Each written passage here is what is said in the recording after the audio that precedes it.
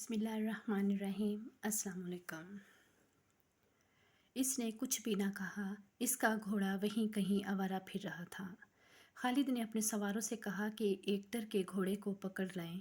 سوار گھوڑے کو پکڑ لائے۔ خالد نے عقیدر کو گھوڑے پر سوار کیا اور تبوک واپسی کا حکم دے دیا۔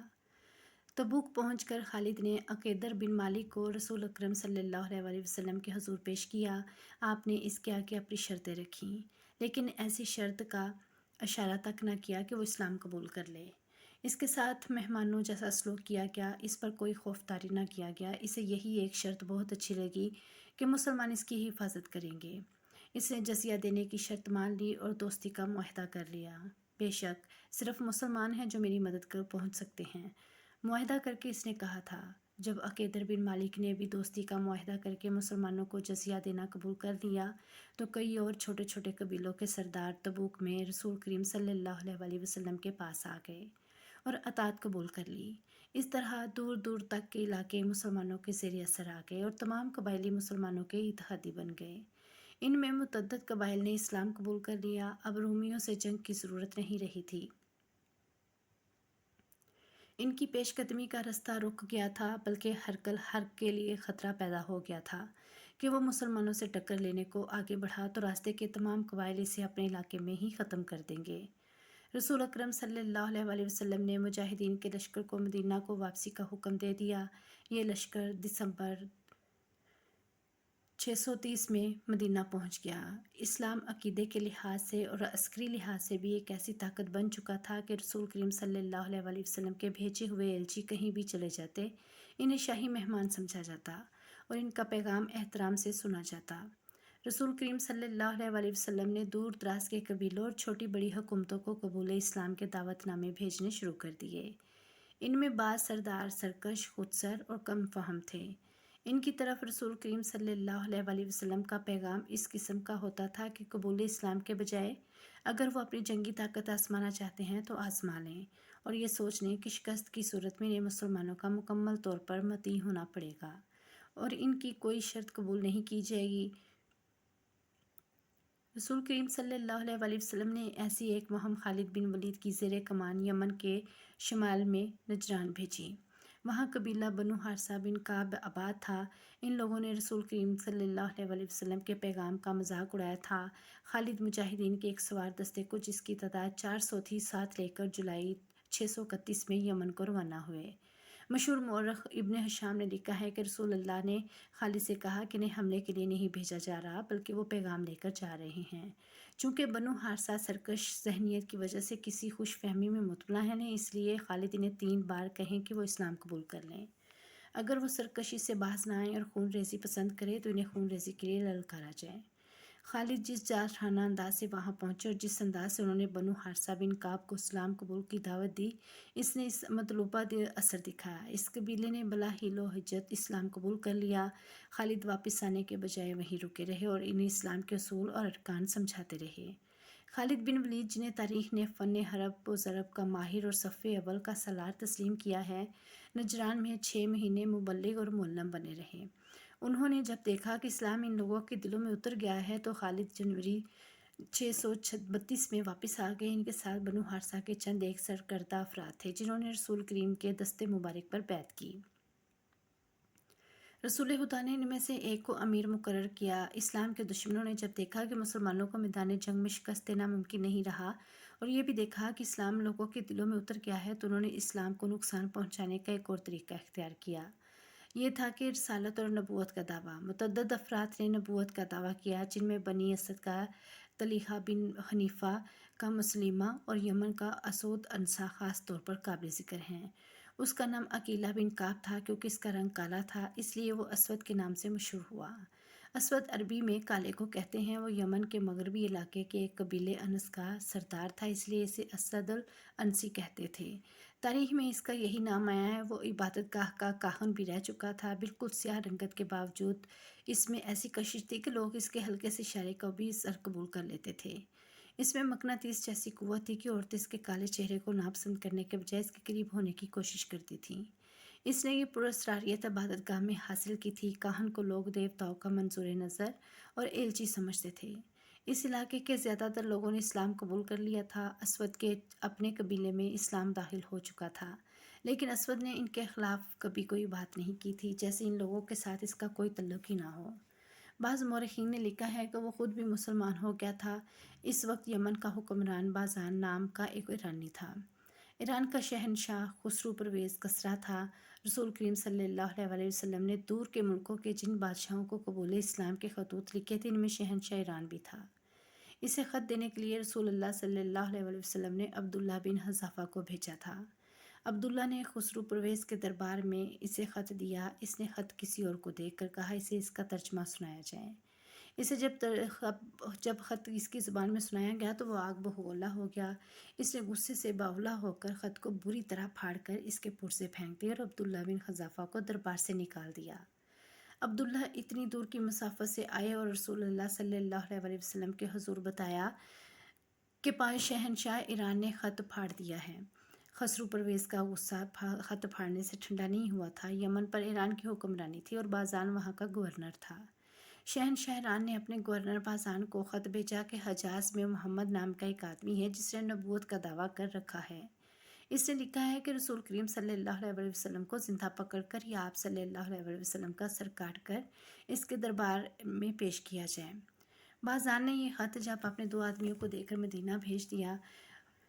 مورخوں میں اختلاف پایا جاتا ہے۔ بعض لکھتے ہیں کہ بازان نے ان آدمیوں کو رسول اللہ صلی اللہ علیہ وسلم کو پکڑ لانے یا قتل کر کے سر کا لانے کا حکم دیا، اور کچھ مورخوں نے لکھا ہے کہ بازان نے اسلام تو قبول نہیں کیا تھا، لیکن وہ حضور سے اتنا متاثر تھا کہ آپ صلی اللہ علیہ وسلم کو اپنے شہنشاہ کے ارادے سے خبردار کرنا چاہتا تھا۔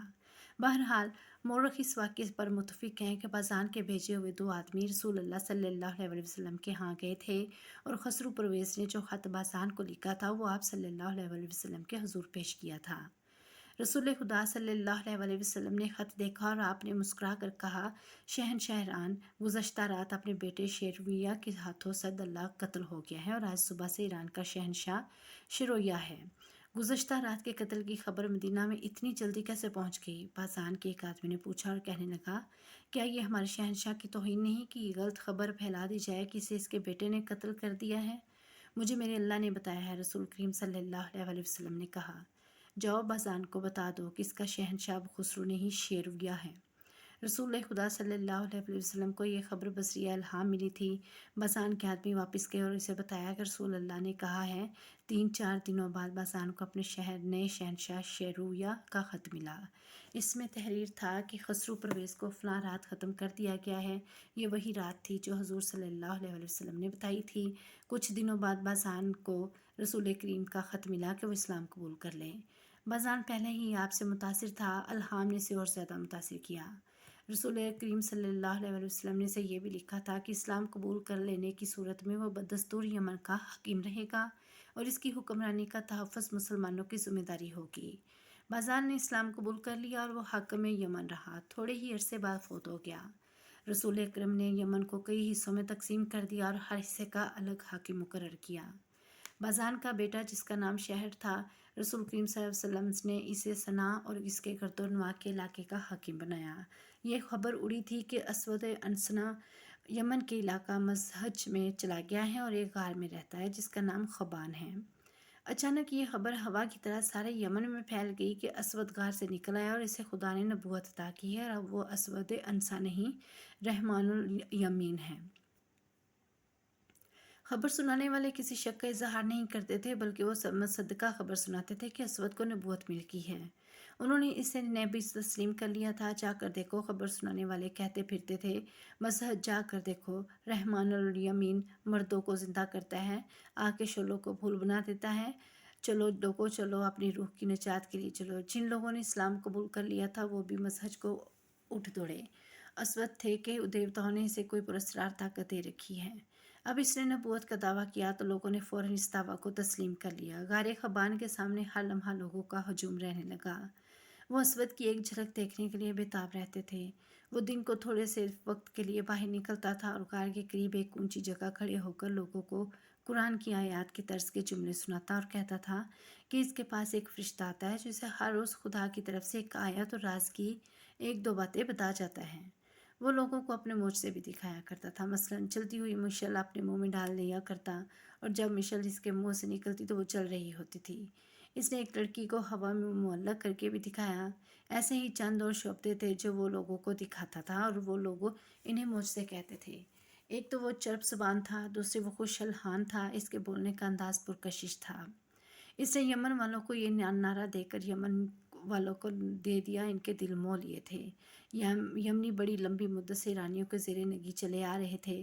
ایرانی تسلط باذان کے قبول اسلام کے ساتھ ہی ختم ہو گیا تھا۔ حجاز کے مسلمان آگے، اس کے علاوہ وہاں یہودی، نصرانی اور مجوسی بھی موجود تھے۔ یہ سب اسلام کی بے کنی چاہتے تھے۔ انہوں نے اسود انسا کی نبوت کے قدم جمانے میں در پردہ بہت کام کیا۔ اسود اپنی نبوت کی صداقت ایک گدھے کے ذریعے ثابت کیا کرتا تھا۔ اس کے سامنے ایک گدھا لایا جاتا، وہ گدھے کو کہتا بیٹھ جا، گدھا بیٹھ جاتا، پھر کہتا میرے آگے سر جھکا، گدھا سجدے کے انداز سے سر جھکا دیتا۔ گدھے کے لیے اس کا تیسرا حکم ہوتا میرے آگے گھٹنے ٹیک دے، گدھا اس کے آگے گھٹنے ٹیک دیتا۔ دیکھتے ہی دیکھتے اسود انسی کو یمن کے لوگوں نے نبی مان لیا۔ اسود نے ان لوگوں کو ایک فوج کی صورت میں منظم کر لیا۔ اس نے سب سے پہلے نجران کا رخ کیا۔ وہاں رسول کریم صلی اللہ علیہ وسلم کے مقرر کیے ہوئے 2 مسلمان حاکم تھے، خالد بن سعید اور عمرو بن حزم۔ اسود کے ساتھ بہت بڑا لشکر تھا۔ جو نجران میں داخل ہوا تو وہاں کے باشندے بھی اس کے ساتھ مل گئے۔ دونوں مسلمان حاکموں کے لیے پسپائی کے سوا کوئی چارہ نہ تھا۔ اسود انسی اس وقت پہلی فتح سے سرشار ہو گیا، اور اس کے لشکر کی تعداد بھی زیادہ ہو گئی۔ اس نے نجران میں اپنی حکومت قائم کر کے صنعا کی طرف پیش قدمی کی۔ وہاں باذان کا بیٹا شہر حکمران تھا۔ اس کے پاس فوج تھوڑی تھی، پھر بھی وہ مقابلے میں ڈٹ گیا۔ اس کی للکار نے اپنی فوج کے قدم اکھڑنے نہ دیے، لیکن شہر بن باذان چونکہ اپنی فوج کا حوصلہ قائم رکھنے کے لیے سپاہیوں کی طرح لڑ رہا تھا، اس لیے شہید ہو گیا۔ اس سے اس کی فوج کا حوصلہ ٹوٹ گیا۔ اسود کے خلاف لڑنے والے وہ یمنی بھی تھے جنہوں نے اسلام قبول کیا تھا۔ اسود انسی جو اب رحمان الیمین کہلاتا تھا، خیزر موت، بحرین، اسا اور عدن تک کے تمام علاقوں پر بھی قبضہ کر کے تمام یمن کا بادشاہ بن گیا۔ اسلام کے لیے یہ بہت بڑا چیلنج تھا۔ شمال کی طرف سے رومیوں کے حملے کا خطرہ ہر وقت موجود رہتا تھا۔ اس خطرے کو ختم کرنے کے لیے رسول خدا نے ایک لشکر رومیوں پر حملے کے لیے تیار کیا تھا، جس کے سالار اعلیٰ 22 سالہ نوجوان اسامہ تھے، جو رسول کریم صلی اللہ علیہ وسلم کے آزاد کیے ہوئے غلام زید بن حارثہ کے بیٹے تھے۔ زید بھی سالار تھے اور وہ موتا کے مارکے میں شہید ہو گئے تھے۔ یمن کو ایک خود ساختہ نبی سے نجات دلانے کے لیے بہت بڑے لشکر کی ضرورت تھی، لیکن لشکر رومیوں کے خلاف لڑنے کے لیے جا رہا تھا۔ اگر رومیوں پر حملے ملتوی کر کے اس لشکر کو یمن بھیج دیا جاتا تو رومی یہ فائدہ اٹھا سکتے تھے کہ مدینہ پر حملہ کر دیتے۔ یہ خطرہ مول نہیں لیا جا سکتا تھا۔ رسول اکرم صلی اللہ علیہ وسلم نے دوسری صورت یہ سوچی کہ یمن میں جو مسلمان مجبوری کے تحت رہ رہے ہیں اور جنہوں نے اس اسود انسی کی اطاعت قبول کر لی ہے، انہیں اسود کا تختہ الٹنے کے لیے استعمال کیا جائے۔ اس طریقہ کار کو حضور صلی اللہ علیہ وسلم کے تمام سالاروں نے پسند کیا۔ اس مقصد کے لیے چند صحیح قسم کے افراد کو یمن بھیجنا تھا۔ رسول اکرم صلی اللہ علیہ وسلم کی نظر انتخاب قیس بن حبیرہ پر پڑی۔ آپ صلی اللہ علیہ وسلم نے انہیں بلا کر یمن جانے کا حکم سمجھایا اور پوری طرح ذہن نشین کرایا کہ انہیں اپنے آپ کو چھپا کر وہاں کے مسلمانوں سے ملنا ملانا ہے اور ایک زمین دوست جماعت تیار کرنی ہے جو اس جھوٹے نبی اور عیش و عشرت میں ڈوبے ہوئے خود ساختہ بادشاہ کا تختہ الٹے۔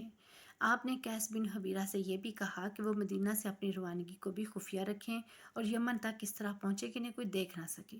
اس پرخطر مہم کو اور زیادہ مستحکم کرنے کے لیے رسول کریم نے دبر بن یحس کو ایک خط دے کر یہ کہا کہ یمن میں کچھ مسلمان سردار موجود ہیں جنہوں نے مجبوری کے تحت اسود کی اطاعت قبول کر لی ہے۔ یہ خط انہیں پڑھوا کر سایہ کرتے نہ اور باقی کام قیس بن حبیرہ کریں گے۔ اسود انسا نے جب صنعا پر حملہ کیا تو وہاں کے حاکم شہر بن باذان نے مقابلہ کیا، لیکن وہ شہید ہو گیا۔ لیکن اس کی جوان سال بیوی جس کا نام آزاد تھا اسود کے ہاتھ چڑھ گئی۔ آزاد غیر معمولی طور پر حسین ایرانی عورت تھی۔ اس نے اسود کو قبول کرنے سے انکار کر دیا، لیکن اسود نے اسے جبراً اپنی بیوی بنا لیا تھا۔ آزاد اب اس شخص کی اسیر تھی جس سے وہ انتہا درجے کی نفرت کرتی تھی۔ اکیلی عورت کر بھی کیا سکتی تھی؟ اس کی خوش نصیبی صرف اتنی تھی کہ اسود عورتوں کا دل داتا تھا۔ اس نے اپنے حرم میں 20 عورتیں رکھی ہوئی تھیں۔ اس تحفے میں بھی نوجوان لڑکیاں ملا کرتی تھیں۔ وہ ہر وقت عورت اور شراب کے نشے میں بدمست رہتا تھا۔ रसूल अकरम सल्लल्लाहु अलैहि वसल्लम के भेजे हुए कैस बिन हबीरा चोरी छुपे सफ़र करके और भेस बदल कर सना पहुँचे। उन्होंने सना को अपना दारुल हुकूमत बना लिया था। इधर दबर बिन यखस एक मुसलमान सरदार के यहाँ ख़त लेकर पहुँच गए। इस मुसलमान सरदार ने ये यकीन तो दिला दिया कि वह ऐसे चंद एक मुसलमान सरदारों को इकट्ठा कर लेगा जिन्होंने दिल से असवद की अतात कबूल नहीं की, लेकिन असवद का तख्ता उल्टना मुमकिन नज़र नहीं आता, क्योंकि वो सिर्फ बादशाह ही नहीं, यमन के बाशिंदे इसे अपना नबी मानते थे। कैस बिन हबीरा एक ऐसे ठिकाने पर पहुंच गए जहां रसूल करीम सल्लल्लाहु अलैहि वसल्लम के शदाई मुसलमान मौजूद थे। इन मुसलमानों ने भी वही बात कही जो मुसलमान सरदार ने कही थी, लेकिन इन मुसलमानों ने ऐसी कोई बात न कही कि वो इस ज़मीन दोस्त तहरीक में शामिल नहीं होंगे। उन्होंने पुरअज़म लहजे में कहा कि वो खुफिया तरीके से वफ़ादार मुसलमानों को इकट्ठा कर लेंगे। हम इस झूठे नबी को ख़त्म करने के लिए ज़्यादा इंतज़ार नहीं कर सकते। एक मुसलमान ने कहा, ज्यों ज्यों वक्त गुजरता जा रहा है इसकी मकबूलियत में इजाफा हो रहा है। क्या तुम लोग ये नहीं सोच सकते कि इस शख्स को कत्ल कर दिया जाए? कत्ल कौन करेगा? एक और मुसलमान ने पूछा, और इसे कहाँ कत्ल किया जाएगा? वो महल के बाहर निकलता ही नहीं। ये भी मालूम हुआ है कि वो महल के इर्द गिर्द मुहाफ़िज़ों का बड़ा सख्त पहरा होता है। क्या हम में कोई ऐसा आदमी नहीं जो इस्लाम के नाम पर अपनी जान कुर्बान कर दे? कत्ल का मशवरा देने वाले मुसलमान ने पूछा। इस तरह जान देने से क्या हासिल है कि जिसे कत्ल करना है इस तक पहुँच ही न सके? इस मुसलमान ने कहा, बहरहाल हमें खुफिया तरीके से तहरीक चलानी है कि कम अज़ कम मुसलमान बगावत के लिए तैयार हो जाएं। असवद अनसी ने यमन पर कब्ज़ा करके पहले अपना काम ये किया था कि ईरान के शाही और दीगर अला ख़ानदानों के जो ईरानी इसके हाथ छिड़ गए थे, इन्हें इसने मुख्तलिफ़ तरीक़ों से ज़लील ख्वार करके रख दिया था। इनकी हालत ज़र ख़रीद ग़ुलामों से बदतर कर दी थी, लेकिन असवद की हुकूमत में सबसे बड़ी कमज़ोरी ये थी कि इसके पास ना कोई तजर्बाकार सलार था, ना कोई कारोबार हुकूमत चलाने वाला काबिल इत्मीनान आदमी था। ये ख़तरा तो वो हर लम्हा महसूस करता था कि मुसलमान इस पर हमला करेंगे। वो खुद अस्करी जहन में नहीं रखता था। इस कमी को पूरा करने के लिए इसे ईरानियों का ही ताउन हासिल करना पड़ा। इसके सामने 3 नाम आए। इनमें एक ईरानी का नाम कैस बिन अब्द यगूस था, जो बज़ान के वक्तों का माना हुआ सलार था। दूसरे 2 हुकूमत चलाने वाले में महारत रखते थे। एक था फ़ेरोज़ और दूसरा दाज़ाविया। फ़िरोज़ ने इस्लाम कबूल कर लिया था और वो सही मायनों में और सच्चे दिल से मुसलमान था। असवद ने कैस बिन अब्द यगूस को सलारे आला बना दिया और फ़िरोज़ और दावाजिया को वज़ीर मुकर्रर। तीनों ने असवद की वफ़ादारी का हलफ उठाया और इसे यकीन दिलाया कि वो हर हालत में इसके वफ़ादार होंगे। एक रोज़ फ़िरोज़ बाहर कहीं घूम फिर रहा था कि एक गधा घर ने इसका रास्ता रोक लिया, हाथ फैलाया तो मुझे मसूर नज़र नहीं आता। फ़िरोज़ ने इसे कहा, अगर तू मसूर है तो तेरी मसूरी यही है कि तुझ में गैरत और खुददारी नहीं। तूने ठीक पहचाना है। गदागर ने अपना हाथ पीछे करते हुए कहा, मेरी मजदूरी यही है कि मेरी गैरत मुझसे छीन गई है और मैं देख रहा हूँ कि तेरी भी यही मजदूरी है। मैंने भीख के लिए हाथ नहीं फैलाया, मैं अपनी गैरत वापस मांग रहा हूँ। अगर तू पागल नहीं हो गया तो मुझे बता कि तेरे दिल में क्या है? फ़िरोज़ ने गदागर से पूछा। मेरे दिल में अल्लाह की और इसके रसूल का नाम है जिसका तू शदाई है। गदागर ने फ़िरोज़ की आंखों में आंखें डालकर कहा, अगर असवद अनसी की शराब तेरी रगों में चली नहीं गई तो मैं झूठ नहीं कह रहा कि तूने दिल पर पत्थर रख कर असवद की वज़ारत कबूल की है। फ़िरोज़ ने इधर उधर देखा। वो समझ गया कि यह मदीना का मुसलमान है, लेकिन इसे यह भी ख़तरा महसूस हुआ कि यह असवद का कोई मुंजर भी हो सकता है। मत घबरा फ़िरोज़, गदागर ने कहा, मैं तुझ पर एतबार करता हूँ, तू मुझ पर एतबार कर। मैं तुझको अपना नाम बता देता हूँ, कैस बिन हबीरा। मुझे रसूल अल्लाह सल्लल्लाहु अलैहि वसल्लम ने भेजा है। क्या तू सच कहता है कि रसूल अल्लाह सल्लल्लाहु अलैहि वसल्लम ने तुझे मेरे पास भेजा है? फ़िरोज़ ने इश्तियाक से पूछा। नहीं, कैस ने कहा, रसूल अल्लाह सल्लल्लाहु अलैहि वसल्लम ने यह कहा था कि वहाँ चले जाओ, अल्लाह के सच्चे बंदे मिल जाएंगे। तुझे किसने बताया कि मैं सच्चा मुसलमान हूँ? फ़िरोज़ ने पूछा। अपने रसूल सल्लल्लाहु अलैहि वसल्लम का नाम सुनकर रसालत के शदाइयों की आंखों में जो चमक पैदा हो जाती है, वो मैंने तेरी आंखों में देखी है, कैस ने कहा। तेरी आंखों में चमक कुछ ज़्यादा ही आ गई है। फ़िरोज़ ने कैस से कहा कि वो चला जाए। इसने कैस को एक और जगह बताकर कहा कि कल सूरज गुरूब होने से कुछ देर पहले वो वहाँ बैठा गदागरी की सदाएं लगाता रहे। अगली शाम फ़िरोज़ इस जगह से गुजरा जो इसने कैस बिन हबीरा को बताई थी। फ़िरोज़ के इशारे पर कैस गदागरों के अंदाज से उठकर फ़िरोज़ के पीछे पीछे हाथ फैलाकर चल पड़ा। रसूल खुदा तक पैगाम पहुंचा देना कि आप सल्लल्लाहु अलैहि वसल्लम के नाम पर जान कुर्बान करने वाला एक आदमी असवद अनसी के साय में बैठा है। फ़िरोज़ ने चलते चलते इधर उधर देखे बगैर धीमी सी आवाज़ में कहा, اور میں حیران ہوں کہ اتنی جنگی طاقت کے باوجود رسول اللہ صلی اللہ علیہ وسلم نے یمن پر حملہ کیوں نہیں کیا؟ ہرکل کا لشکر اردن میں ہمارے سر پر کھڑا ہے۔ قیس نے کہا ہمارا لشکر رومیوں پر حملہ کرنے جا رہا ہے، کیا ہم 2 آدمی پورے لشکر کا کام نہیں کر سکیں گے؟ کیا تو نے یہ سوچا ہے کہ 2 آدمی کیا کر سکتے ہیں؟ فیروز نے پوچھا۔ قتل، قیس نے جواب دیا اور کہنے لگا مجھ سے یہ نہ پوچھنا کہ اسود کو کس طرح قتل کیا جا سکتا ہے۔ کیا تو نے اپنے چچا کی بیٹی آزاد کو دل سے اتار دیا ہے؟ فیروز چلتے چلتے رک گیا۔ اس کے چہرے پر کچھ اور ہی طرح کی رونق آ گئی تھی، جیسے خون اچانک ابل پڑا ہو۔ تو نے مجھے روشنی دکھا دی ہے، اس نے کہا۔ قتل کے سوا کوئی اور راستہ نہیں۔ میری چچا زاد بہن کا نام لے کر تو نے میرا کام آسان کر دیا ہے۔ یہ کام میں کروں گا، تو اپنا کام کرتا رہ۔ جا قیس زندہ رہے تو ملیں گے۔ مورخوں نے لکھا ہے کہ فیروز کے دل میں اسود کی جو نفرت دبی ہوئی تھی وہ ابھر کر سامنے آ گئی۔ اس نے اسود انصاری کے ایرانی سالار قیس بن عبد یغوث اور داناویہ کو اپنا ہمراز بنا لیا۔ اسود کا قتل ایک وزیر کے لیے بھی آسان نہیں تھا جو اس کے ساتھ رہتا تھا۔ اسود کے محافظ اسے ہر وقت اپنے نرغے میں رکھتے تھے۔ سوچ سوچ کر ان تینوں ایرانیوں نے یہ فیصلہ کیا کہ آزاد کو اس کام میں شریک کیا جائے، لیکن قتل آزاد کے ہاتھوں نہ کرایا جائے۔ آزاد تک رسائی آسان نہیں تھی۔ اسود کو شک ہو گیا تھا کہ تینوں ایرانی اسے دل سے پسند نہیں کرتے۔ اس نے ان پر بھروسہ کم کرنا شروع کر دیا۔